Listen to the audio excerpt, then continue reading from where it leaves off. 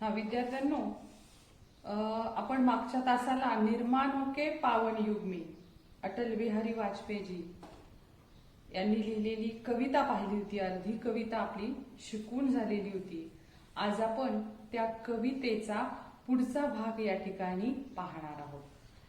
त्यापूर्वी पुढची कविता शिकवायला सुरुवात करण्यापूर्वी आपण थोडंसं मागच्या कवितेत जे काही शिकलो त्याची काय करूयात, रिवीजन करूयात. तो अटल बिहारी वाजपेयी जी ने कहा है, निर्माणों के पावन युग में हम चरित्र निर्माण न भूले. उन्होंने कहा है ये निर्माणों का युग है.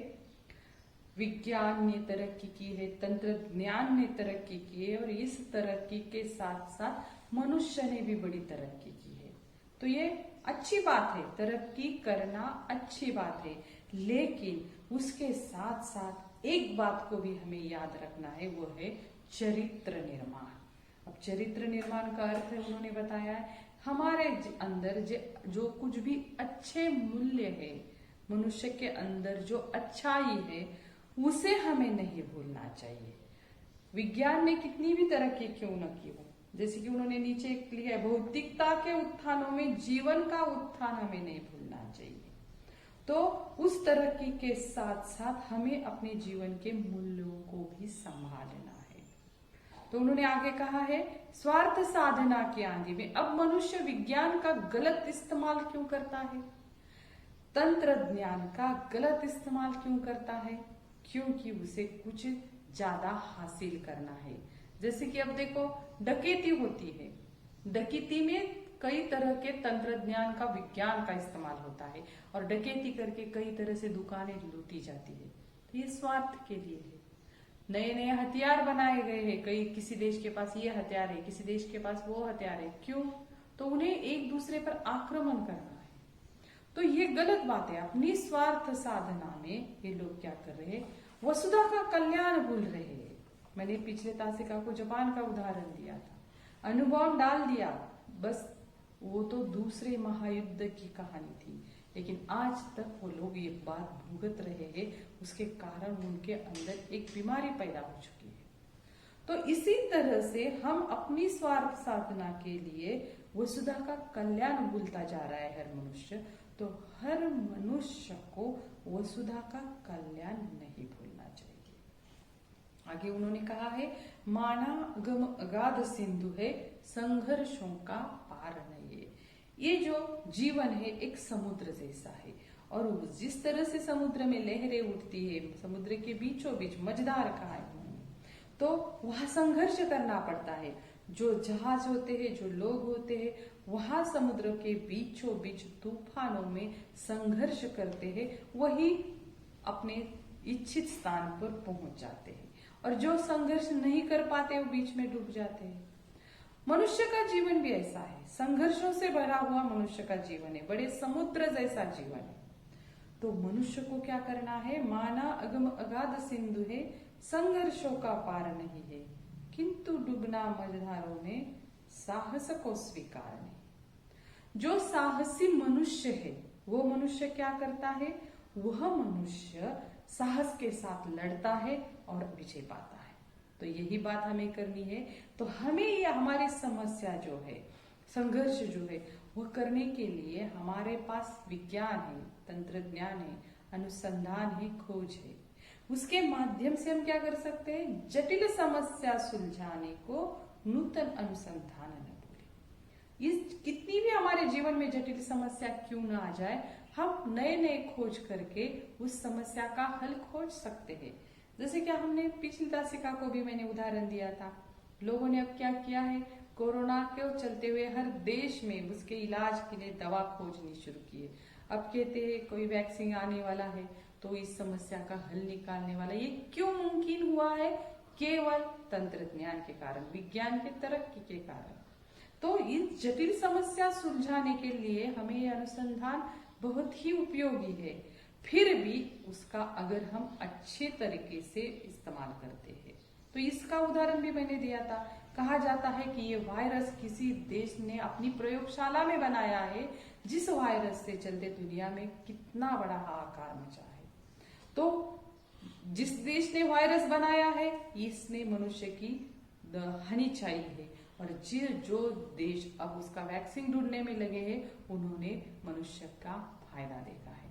तो निर्माण जो है, निर्माणों का ये युग जो है ये अच्छाई के लिए भी है और बुराई के लिए भी।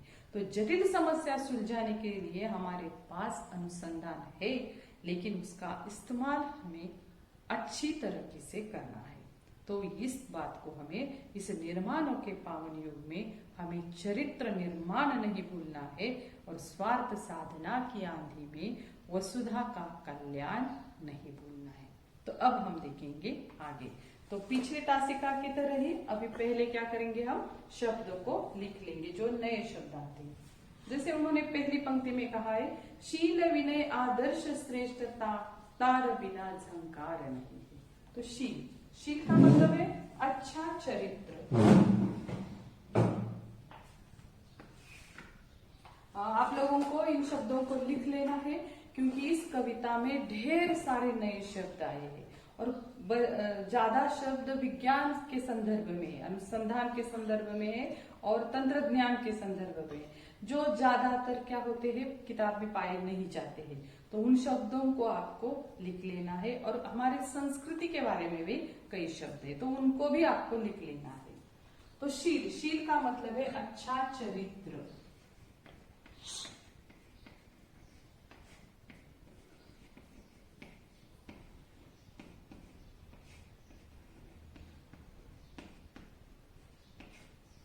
शील विनय आदर्श श्रेष्ठता। विनय का मतलब है नम्रता।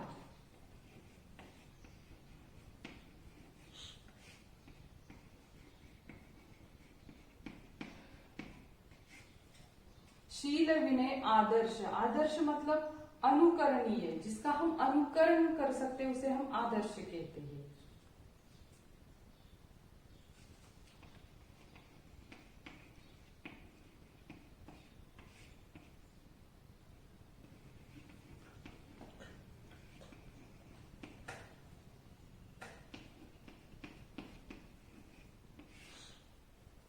शील विनय आदर्श श्रेष्ठता। श्रेष्ठता मतलब सबसे उच्चतम।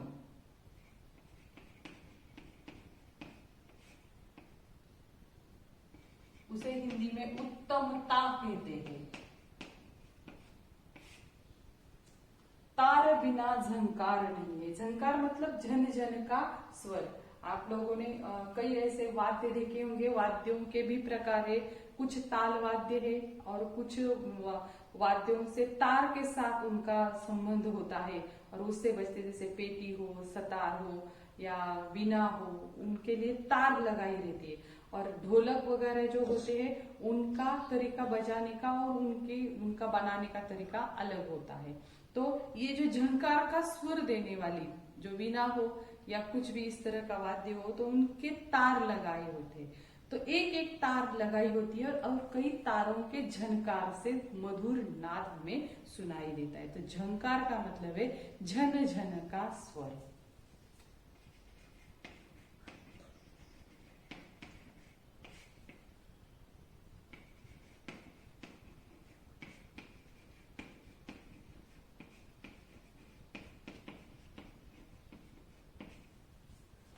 शिक्षा क्या स्वर साध सकेगी यदि नैतिक अधिक आधार नहीं है। नैतिक का मतलब बहुत ही महत्वपूर्ण अर्थ है ये। नैतिक का मतलब है नीति संबंधी।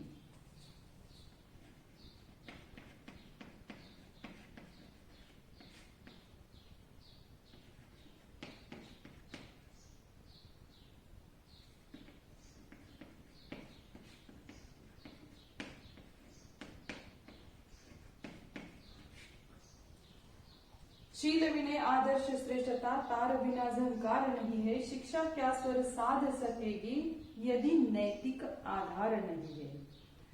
कीर्ति कौमुदी की गरिमा में। कीर्ति का मतलब है यश,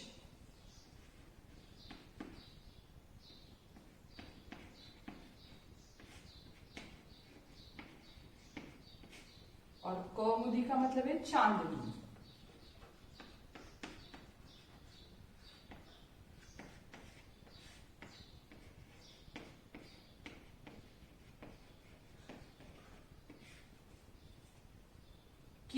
कौमुदी की गरिमा में, गरिमा का मतलब है महत्व।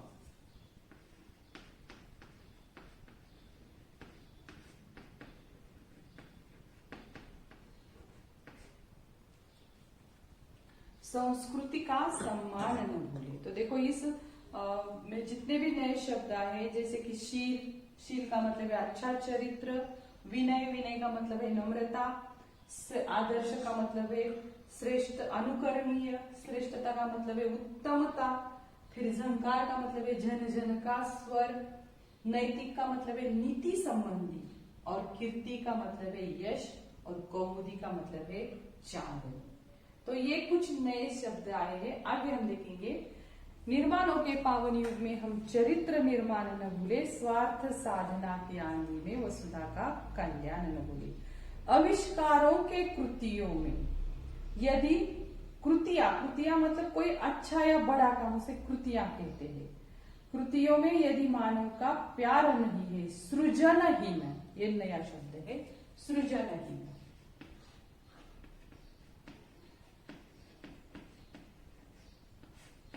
तो सृजनहीन का मतलब है जिसमें सृजन न हो।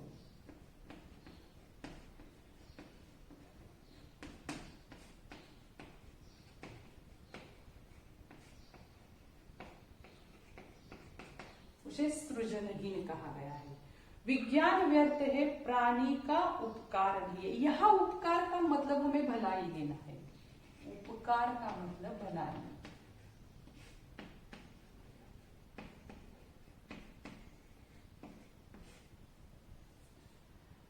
सृजनहीन विज्ञान व्यर्थ है, प्राणी का उपकार नहीं है। भौतिकता के उत्थानों में, भौतिकता, भौतिकता बड़ा ही महत्वपूर्ण शब्द है इस पाठ के लिए। भौतिकता का मतलब है सांसारिकता।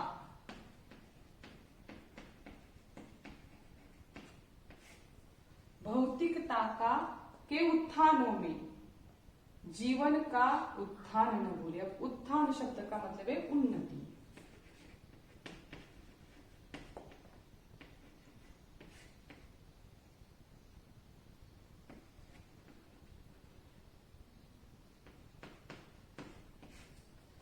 तो उत्थान का, उत्थानों के जीवन में उत्थान, भौतिकता के उत्थानों में जीवन का उत्थान न भूले।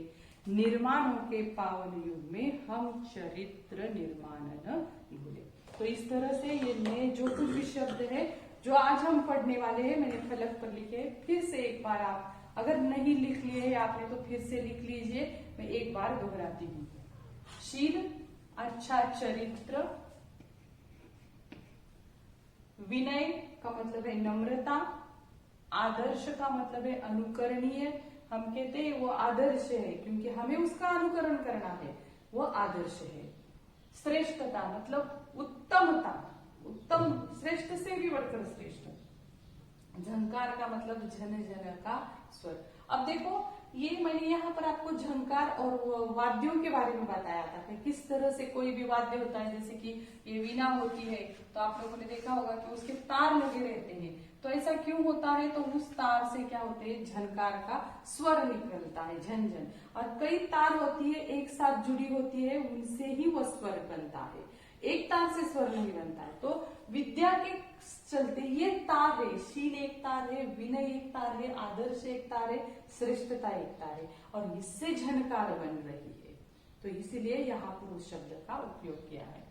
नैतिकता का मतलब है नीति संबंधी, अच्छे आचरण के संदर्भ में नैतिकता शब्द का प्रयोग होता है। कीर्ति, ये तो आप मराठी में भी जानते हैं, उसे यश कहा जाता है। कौमुदी, कौमुदी की मतलब चांदनी, चकाचौंध करने वाली, रोशनी फैलाने वाली, उसे कौमुदी कहा है। गरिमा, महत्व, और सृजनहीन, जिसमें सृजन न हो, नया निर्माण करने की क्षमता न हो, वो सृजनहीन है। उपकार का मतलब है भलाई, और भौतिकता का मतलब है सांसारिक, दुनिया के लिए।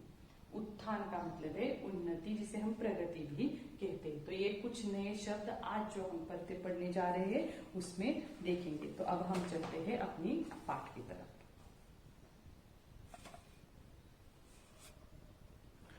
तो देखो उन्होंने कहा है शील विनय आदर्श श्रेष्ठता तार बिना झंकार नहीं है।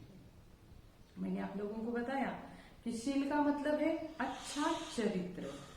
हम कहते हैं कि हमने धन कितना कमाया ये महत्वपूर्ण नहीं है, चरित्र कैसा निर्माण किया, शीलता हमारी कैसी थी, उसे ज्यादा महत्व होता है। तो इसलिए कहा है मनुष्य के अंदर क्या होना चाहिए, अच्छा चरित्र होना चाहिए।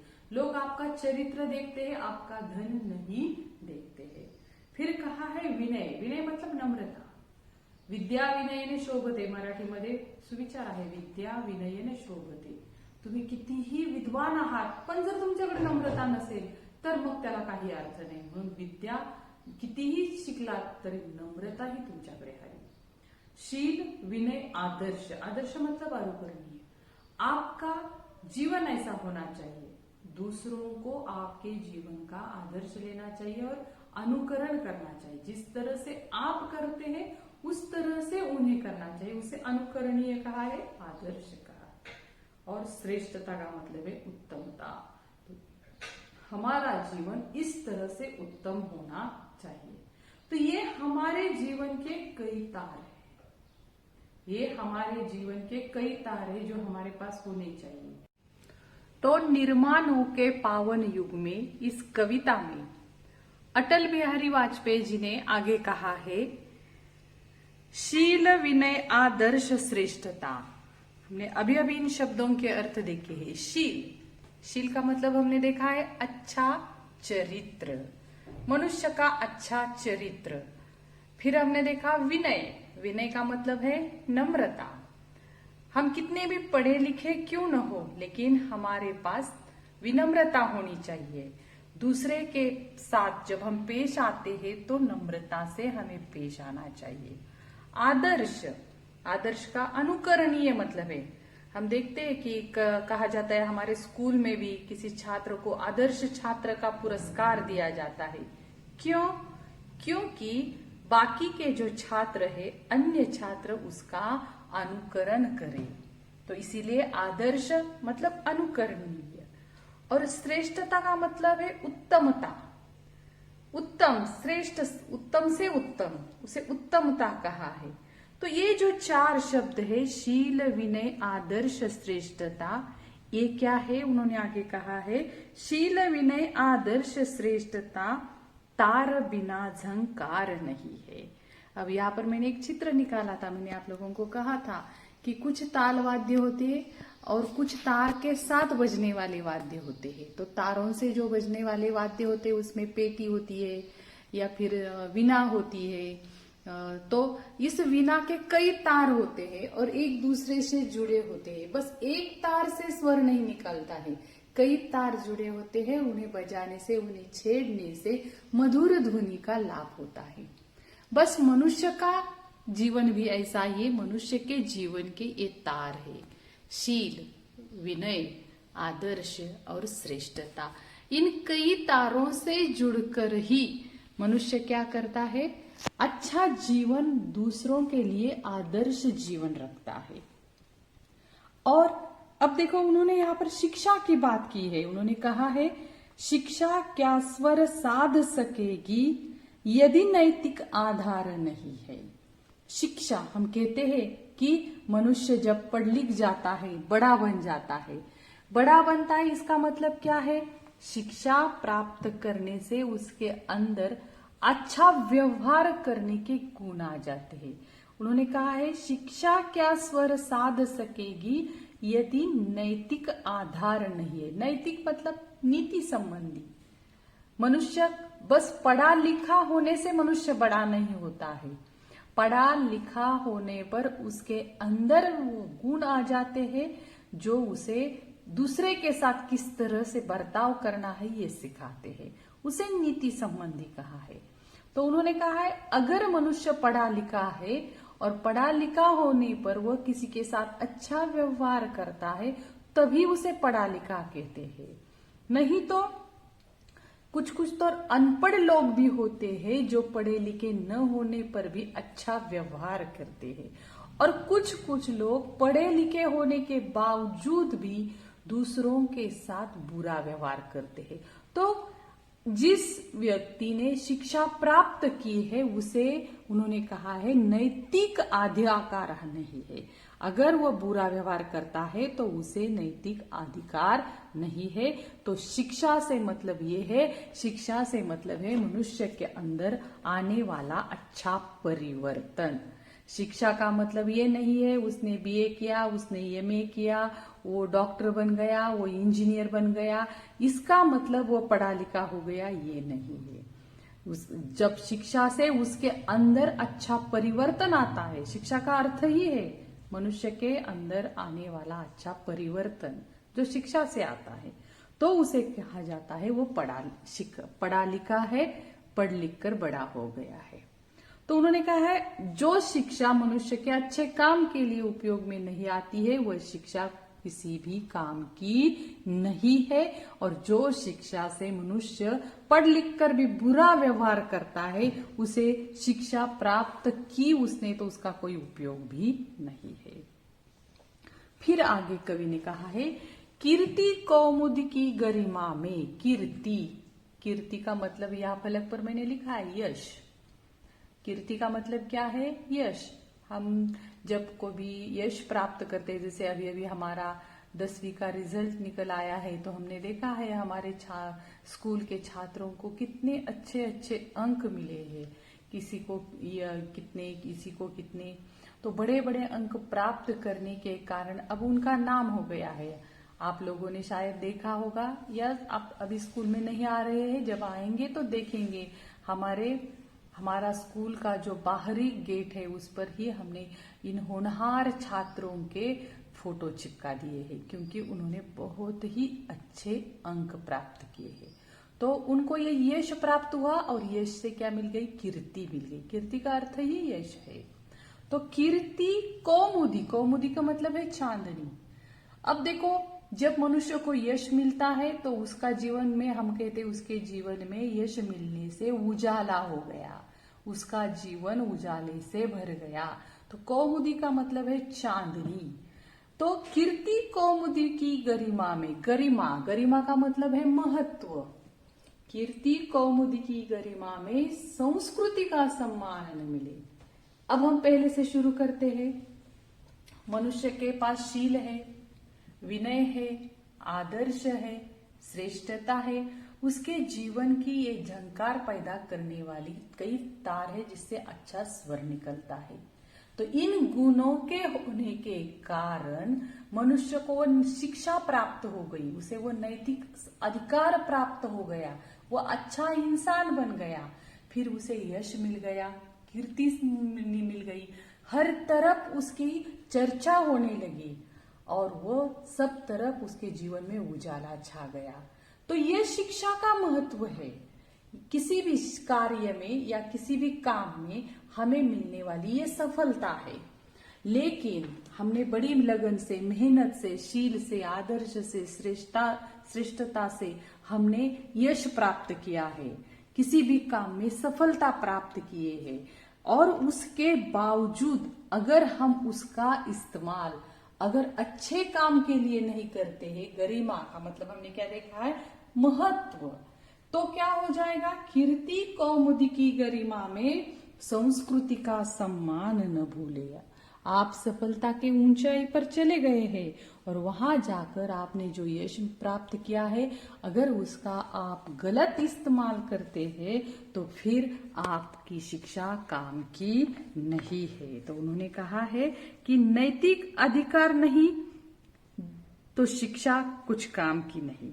जब हमारे जीवन में चांदनी जैसी रोशनी आ जाती है तो इस चांदनी की शोभा में, इस तड़क फड़क में भी हमें अपनी संस्कृति का सम्मान करना कभी भी नहीं भूलना है। हमेशा याद रखना है हमें हमारी संस्कृति क्या सिखाती है, हमारे संस्कार क्या सिखाते हैं। मैंने आप लोगों को पहले ही बताया था कि भारत देश पूरी दुनिया में जाना जाता है, तो किस लिए जाना जाता है? तो भारत देश ने ना सत्ता ना संपत्ती, असं म्हणलं जातं मराठीत, ना सत्ता ना संपत्ती, केवळ संस्कृतीच्या जोरावरच भारताने जगात देशाचं नाव कमवलेलं आहे। कारण हा देश हा संस्कृतशील देश म्हणून समजला जातो आणि म्हणून आपल्याला मिळवलेलं यश, आपण मिळवलेली जे काही सफलता असेल त्या सगळ्याचा उपयोग आपण नेहमी करताना लक्षात घेतलं पाहिजे. त्याचा वाईट उपयोग करायचा नाही. आपल्याला मिळालेल्या यशाचा, आपण घेतलेल्या शिक्षणाचा, आपण कमवलेल्या एखाद्या प्रयोगशीलतेतून आपल्याला एखादं यश मिळालेलं असेल त्याचा, या सर्वांचा उपयोग केवळ आणि केवळ आपण मानवाच्या कल्याणासाठीच केला पाहिजे. ही गोष्ट आपण विसरता कामा नये. शील विनय आदर्श श्रेष्ठता तार बिना अहंकार नहीं है. शिक्षा क्या स्वर साध सकेगी यदि नैतिक आधार नहीं है. कीर्ति कौमुदी की गरिमा में संस्कृति का सम्मान न भूले. निर्माणों के पावन युग में हम चरित्र निर्माण न भूले. स्वार्थ साधना की आंधी में वसुधा का कल्याण न भूले. फिर आगे उन्होंने क्या कहा है? आविष्कारों की कृतियों में यदि मानव का प्यार नहीं है, सृजनहीन विज्ञान व्यर्थ है, प्राणी का उपकार नहीं है. तो उपकार सृजनहीन, सबसे पहले सृजनहीन का मतलब समझ लो. सृजनहीन का मतलब है जिसमें सृजन न हो, वो सृजनहीन है. तो देखो क्या कहा है, आविष्कारों की कृतियों में यदि मानव का प्यार नहीं है, मतलब हम जो आविष्कार कर रहे हैं, नई नई खोज कर रहे हैं, नया नया निर्माण कर रहे हैं, उस निर्माण में अगर मनुष्य का फायदा नहीं है तो वो जो निर्माण हम कर रहे हैं उसका मनुष्य के लिए अगर उपयोग नहीं है तो उसका कोई उपयोग नहीं है. मैंने अल्फ्रेड नोबेल का आप लोगों को उदाहरण बताया था, मैंने आप लोगों को जापान का उदाहरण बताया है. आविष्कारों का निर्माण है. ये भी बम बनाना भी आविष्कार ही है, लेकिन गलत इस्तेमाल हो गया है. लेकिन हम ये भी जानते हैं कि कैंसर जैसी जो बीमारी होती है उस बीमारी का इलाज करने में भी तंत्रज्ञान का, विज्ञान का उपयोग होता है. तो ये मनुष्य की भलाई के लिए है. अगर मनुष्य के लिए दवा बनाई जाती है तो ये भी मनुष्य के फायदे की बात है. तो ये आविष्कार जो है मनुष्य के फायदे का है.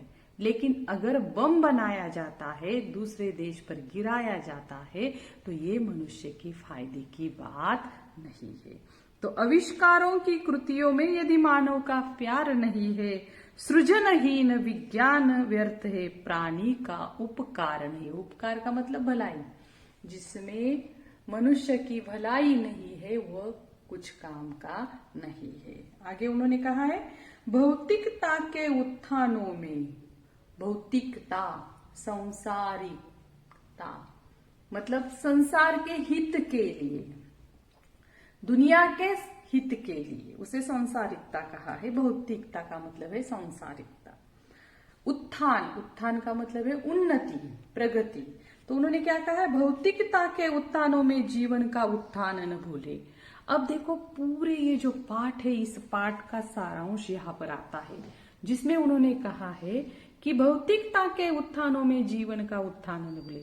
मनुष्य चाहे जितनी भी प्रगति कर ले, आसमान को छू ले, सागर के तल तक चले जाए, चाहे जितने जितने आविष्कार करे, यंत्र बनाए, नए नए उपकरणों की खोज करे, हवा में उड़े, चाहे जितनी चाहे प्रगति करे, लेकिन हर प्रगति मनुष्य के कल्याण के लिए होनी चाहिए. उस प्रगति से, उस खोज से, उस निर्माण से मनुष्य का फायदा होना चाहिए, तभी वह मनुष्य के लिए लाभदायक है.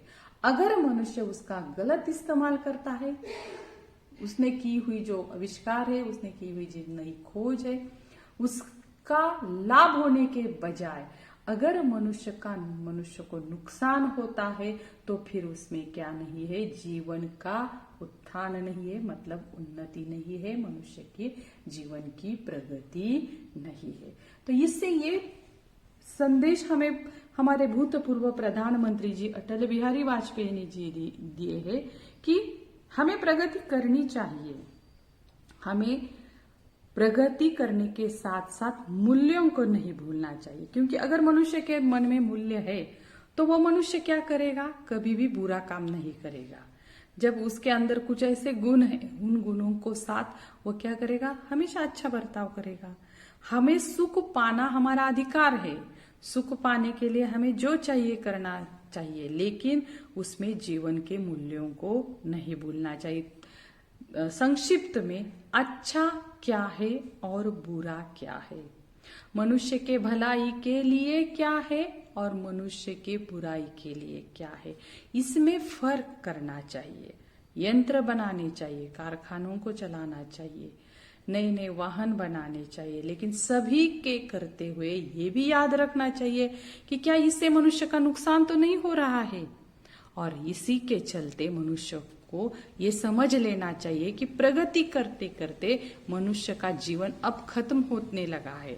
हमने कोरोना को देखा है, इस बीमारी में किस तरह से मनुष्य बीमार पड़ रहे हैं। कोई भी देश, संसार का कोई भी देश इस पर इलाज नहीं ढूंढ पा रहा है और सब लोग बस इसी इंतजार में है कि कब इसकी दवाई मिल जाए। तो मनुष्य को संकट आते हैं, उसका सामना करना भी सीखना पड़ता है और उसलिए नए नए आविष्कार भी करने पड़ते हैं। लेकिन आविष्कार, जो भी आविष्कार हो, वो मनुष्य के बस फायदे के लिए हो, ना कि मनुष्य के नुकसान के लिए है। इसीलिए अंत में फिर अटल बिहारी वाजपेयी जी कहते हैं, निर्माणों के पावन युग में हम चरित्र निर्माण न भूले, स्वार्थ साधना की आंधी में वसुधा का कल्याण न भूले। अब हम क्या करेंगे, मैंने आप लोगों को पिछली तासिका को भी बताया था कि हम इसको एक अच्छे से स्वर में गाने की कोशिश करेंगे, जिससे आपको ये पूरी पद्य याद हो जाएगी। हम अक्सर ऐसे करते, पिछले तासिका को भी मैंने आप लोगों को गीत के स्वरूप में सिखाया था।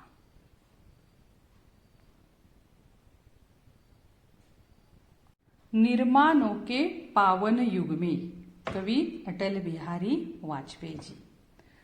निर्माणों के पावन युग में हम चरित्र निर्माण न भूले, स्वार्थ साधना की आंधी में वसुधा का कल्याण न भूले। निर्माणों के पावन युग में हम चरित्र निर्माण न भूले, स्वार्थ साधना की आंधी में वसुधा का कल्याण न भूले। माना अगम अगाध सिंधु है, संघर्षों का पार नहीं है, किंतु डूबना मझधारों में साहस को स्वीकार नहीं है। जटिल समस्या सुलझाने को नूतन अनुसंधान न भूले, निर्माणों के पावन युग में हम चरित्र निर्माण न भूले, स्वार्थ साधना की आंधी में वसुधा का कल्याण न भूले। शील विनय आदर्श श्रेष्ठता तार बिना झंकार नहीं है, शिक्षा क्या स्वर साध सकेगी यदि नैतिक आधार नहीं है। कीर्ति कौमुदी की गरिमा में संस्कृति का सम्मान न भूले, स्वार्थ साधना की आंधी में वसुधा का कल्याण न भूले। निर्माणों के पावन युग में हम चरित्र निर्माण न भूले, स्वार्थ साधना की आंधी में वसुधा का कल्याण न भूले। आविष्कारों की कृतियों में यदि मानव का प्यार नहीं है, सृजनहीन विज्ञान व्यर्थ है, प्राणी का उपकार नहीं है। भौतिकता के उत्थानों में जीवन का उत्थान न भूले, निर्माणों के पावन युग में हम चरित्र निर्माण न भूले, स्वार्थ साधना की आंधी में वसुधा का कल्याण न भूले। निर्माणों के पावन युग में हम चरित्र निर्माण न भूले, स्वार्थ साधना की आंधी में वसुधा का कल्याण न भूले। तो अब हमारी ये पद्य पूरी हो गई है। तुम्हाला सर्वांना कविता समजलीच असेल। या पाठानंतर एक व्हिडिओ देखील मी पाठवते तुम्हाला, तो देखील पहा. म्हणजे त्यात तुम्हाला चित्ररूपाने बरीचशी माणसांनी केलेली प्रगती आणि कशा प्रकारे संशोधन चालतं याचा थोडासा चित्रीकरण त्याच्यामध्ये आहे, म्हणून तो व्हिडिओ मी निवडलेला आहे. तर तो देखील पहा, म्हणजे ही कविता तुम्हाला चांगल्या प्रकारे समजेल. आता ही कविता शिकून झाल्यानंतर तुम्हाला लिहायचं आहे गृहपाठ. त्या गृहपाठामध्ये प्रश्न पहिला, सूचना के अनुसार कृति कीजिए. त्याच्यात काय म्हणलेलं आहे, निर्माणों के पावन युग में हमें इन्हें न भूले. हम इन्हें न भूले मतलब आपको 4 जवाब लिखना है जो हमें भूलने नहीं है. तो इसका जवाब कहाँ पर है, आप अगर कविता में ढूंढने निकलेंगे तो आपको ध्यान में आ जाएगा. हम चरित्र निर्माण न भूले, वसुधा का कल्याण न भूले, नूतन अनुसंधान न भूले, या फिर से वही दोहराया गया है, संस्कृति का सम्मान न भूले, या फिर मनुष्य जीवन का उत्थान न भूले, वसुधा का कल्याण न भूले. तो इसमें से कुछ भी 4 आप यहाँ पर लिख सकते हैं. फिर यहाँ दूसरे प्रश्न में कहा है कृति पूर्ण कीजिए, होना जरूरी है. आविष्कारों में क्या होना जरूरी है और विज्ञान में क्या होना जरूरी है. तो यहाँ पर आपको आविष्कारों का ये परिच्छेद देखना है. आविष्कारों की कृतियों में यदि मानव का प्यार नहीं है तो मतलब आविष्कारों में क्या होना चाहिए, मानव का प्यार होना चाहिए. और विज्ञान में क्या होना चाहिए, सृजनहीन विज्ञान व्यर्थे. सृजनहीन का हमने मतलब देखा था, जिसमें सृजन न हो. तो विज्ञान में क्या होना चाहिए, प्राणी का उपकार होना चाहिए. मतलब विज्ञान प्राणियों के मतलब मनुष्य के भलाई के लिए होना चाहिए. तो यहाँ पर उसके 2 जवाब आप लोगों को लिखने हैं. फिर देखो, ये एक प्रश्न दिया है, स्वातंत्र्योत्तर भारत के इतिहास के बारे में चर्चा कीजिए. उन्होंने क्या किया है, 1960, फिर 1981 और 2001. तो ये जो कालखंड कहते हैं इसे, इसमें क्या क्या परिवर्तन आता गया है. 1960 में किस तरह से था, जब हमें नई नई आजादी प्राप्त हुई थी. उसके बाद 1981 में किस तरह से परिवर्तन हुआ 20 साल बाद, या फिर उससे 20 साल बाद 2001 में किस तरह से परिवर्तन आया. अब तो आप ये भी लिख सकते हैं 2020 में किस तरह से परिवर्तन आया. तो इस तरह से भी आप क्या कर सकते हैं, इसके भी बारे में एक थोड़ा सा परिच्छेद तीसरे प्रश्न के स्वरूप में गृह कार्य में लिख सकते हैं. अब एक नया प्रश्न आपको यहाँ पर दिया गया है. देखो, कहा गया है कि निम्न शब्दों के अर्थ शब्दकोश की सहायता से ढूंढिए तथा उचित शब्द रिक्त स्थानों में लिखिए. आप अगर देखेंगे या हर एक प्रश्न के लिए जो 3 पर्याय दिए हैं, पहले पर्याय के प्रश्न के बारे में हम सोचते हैं, खोज, अनुसंधान, आविष्कार. दिखने में तो तीनों के अर्थ समान दिखते हैं, लेकिन इस्तेमाल करते वक्त एक स्थान पर विशिष्ट शब्द का ही इस्तेमाल होता है. जैसे कि आप आर्यभट्ट ने शून्य की खोज की, हम अनुसंधान की नहीं कहेंगे या आविष्कार किया नहीं कहेंगे. तो आर्यभट्ट ने शून्य की खोज की. फिर आगे, प्रगति के लिए आपसी डैश डैश आवश्यक है. तो क्या ईर्ष्या आवश्यक है, भागदौड़ या स्पर्धा, तो यहाँ पर हम क्या कहेंगे, स्पर्धा आवश्यक है. फिर नीचे, कार्यक्रम को शुरू करने के लिए अध्यक्ष महोदय की टिम्ब टिम्ब चाहिए. अनुमति, आज्ञा या आदेश, तो हम अनुमति कहेंगे, क्योंकि जो अध्यक्ष है उनकी अनुमति से ही कार्यक्रम की शुरुआत होती है. काले बादलों को देखकर बारिश की टिम्ब टिम्ब है. आशंका, संभावना, अवसर, तो यहाँ पर संभावना है. और अंत में, सड़क योजना में सैकड़ों मजदूरों को टिम्ब टिम्ब मिला, तो यहाँ पर रोजगार मिला. तो दिखने में ये तीनों शब्द निकटवर्तीय है, उनके जो अर्थ है पास पास है, तो एक समान नहीं है, तो थोड़ा सा उसमें अलगाव है, अलग है. तो इस तरह के प्रश्न भी इम्तिहान में पूछे जाते हैं. तो इसलिए आपको गृह कार्य में ये चौथा प्रश्न लिखना है. ये होगा पहला प्रश्न, कृति है पूरी कीजिए. ये होगा दूसरा प्रश्न, आपको कृति पूरी करनी है. ये होगा तीसरा प्रश्न, इसमें बारे में चर्चा कीजिए कहा है, तो आपको क्या करना है, बस एक परिच्छेद लिखना है. 60 में क्या था, 81 में क्या है और 2001 में क्या है. और फिर आप लिखेंगे चौथा ये प्रश्न. तो इस तरह से आपका गृह कार्य पूरा हो जाएगा.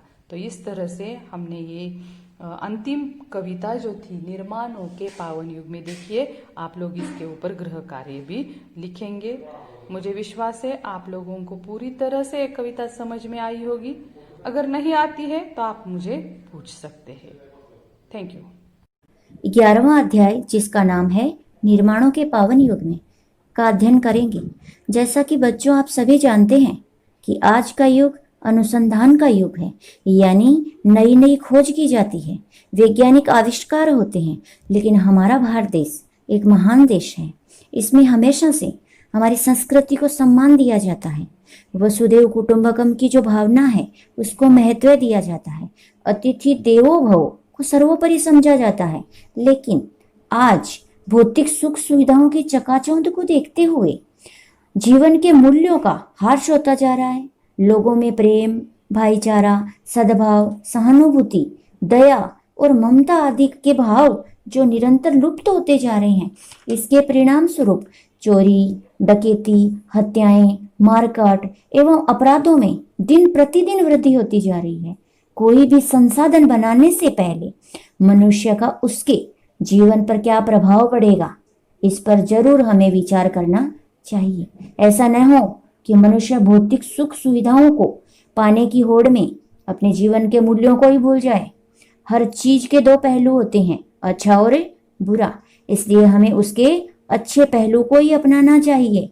इसलिए इस कविता का नाम कवि ने निर्माणों के पावन युग में रखा है। निर्माण का अर्थ है बनाना, यानी रचना करने वाला, रचनाकार। हमारी जो सुख सुविधाओं के लिए नए नए संसाधन बनाने का युग है ये। इस कविता में कवि ने नूतन अनुसंधान, संस्कृति के सम्मान, जगत का कल्याण और उत्थान करने के साथ ही साथ चरित्र निर्माण करने को भी विशेष महत्व प्रदान किया है। इस कविता के कवि का नाम अटल बिहारी वाजपेयी जी है। उनका जन्म 25 दिसंबर सन 1924 मध्य प्रदेश में हुआ था। उनकी मृत्यु 16 अगस्त सन 2018 नई दिल्ली में हुई थी। परिचय: अटल बिहारी वाजपेयी जी भारत के पूर्व प्रधानमंत्री होने के साथ साथ एक कवि, एक पत्रकार और एक प्रखर वक्ता भी थे। उनकी रचनाएं जीवन की जिजीविषा यानी जीने की इच्छा, राष्ट्र प्रेम एवं ओज से परिपूर्ण है। तो चलिए अब हम कविता की पंक्तियों की ओर चलते हैं। निर्माणों के पावन युग में हम चरित्र निर्माण न भूलें। स्वार्थ साधना की आंधी में वसुधा का कल्याण न भूलें। निर्माण, निर्माण का मतलब है बनाना, रचनाकार, रचना करने वाला। पावन का मतलब पवित्र। वसुधा, वसुधा का मतलब है पृथ्वी, धरती, धरा। कवि ने इस युग को निर्माण का पावन युग कहा है। मतलब इस युग में नए नए निर्माण किए जाते हैं, नए नए संसाधन बनाए जाते हैं। उन्होंने युग के निर्माण के साथ ही साथ चरित्र के निर्माण पर भी ध्यान देने की बात कही है। इन पंक्तियों में यह संदेश दिया गया है कि निर्माण के इस युग में स्वार्थ की जो आंधी चली है उसमें जगत के कल्याण को हमें नहीं भूलना चाहिए। माना अगम अगाध सिंधु है, संघर्षों का पार नहीं है, किंतु डूबना मझधारों में साहस को स्वीकार नहीं है। जटिल समस्या सुलझाने को नूतन अनुसंधान न भूलें। अगम, अगम का मतलब है अपार। अगाध, अगाध का मतलब है अथाह। सिंधु, सिंधु का मतलब है सागर, समुद्र। संघर्षों, संघर्षों का मतलब परिश्रम। मझधारों, मझधारों का मतलब लहरों के बीचों बीच। साहस, साहस का मतलब हिम्मत। जटिल, जटिल का मतलब कठिन।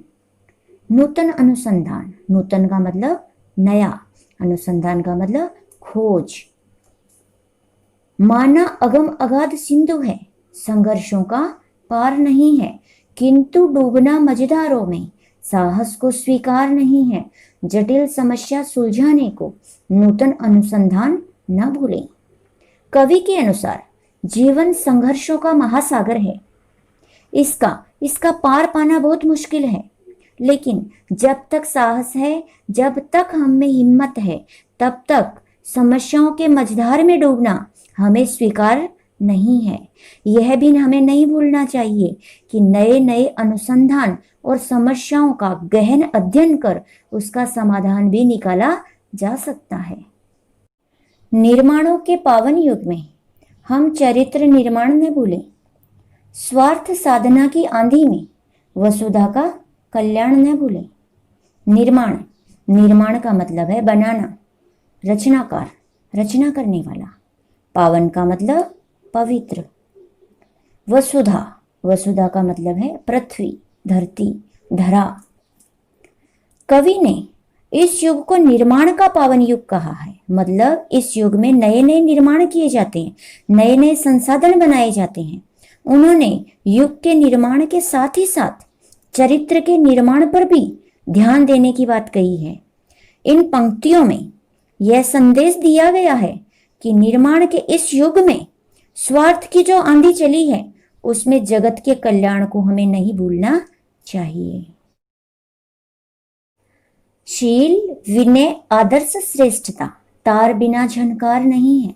शिक्षा क्या स्वर साध सकेगी यदि नैतिक आधार नहीं है। कीर्ति कौमुदी की गरिमा में संस्कृति का सम्मान न भूलें। शील, शील का मतलब है संकोची प्रवृत्ति। कौमुदी, कौमुदी का मतलब चांदनी। शील, विनय, आदर्श, श्रेष्ठता तार बिना झनकार नहीं है। शिक्षा क्या स्वर साध सकेगी यदि नैतिक आधार नहीं है। कीर्ति कौमुदी की गरिमा में संस्कृति का सम्मान न भूलें। कवि कहते हैं कि शील, विनय, आदर्श और श्रेष्ठता के तारों के बगैर झनकार नहीं हो सकती। अर्थात शील, विनय, आदर्श और श्रेष्ठता इन चारों गुणों के बगैर सम्मान और विकास संभव नहीं है। नैतिक गुणों के बगैर शिक्षा भी अपने उद्देश्य में सफल नहीं हो सकती।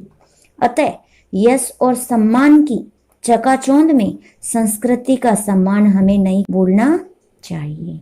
संस्कृति का सम्मान हमें हमेशा करना चाहिए। निर्माणों के पावन युग में हम चरित्र निर्माण न भूलें। स्वार्थ साधना की आंधी में वसुधा का कल्याण न भूलें। निर्माण, निर्माण का मतलब है बनाना, रचनाकार, रचना करने वाला। पावन का मतलब पवित्र। वसुधा, वसुधा का मतलब है पृथ्वी, धरती, धरा। कवि ने इस युग को निर्माण का पावन युग कहा है। मतलब इस युग में नए नए निर्माण किए जाते हैं, नए नए संसाधन बनाए जाते हैं। उन्होंने युग के निर्माण के साथ ही साथ चरित्र के निर्माण पर भी ध्यान देने की बात कही है।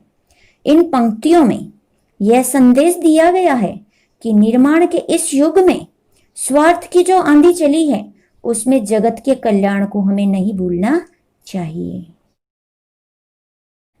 आविष्कारों की कृतियों में यदि मानव का प्यार नहीं है, सृजनहीन विज्ञान व्यर्थ है, प्राणी का उपकार नहीं है। भौतिकता के उत्थानों में जीवन का उत्थान न भूलें।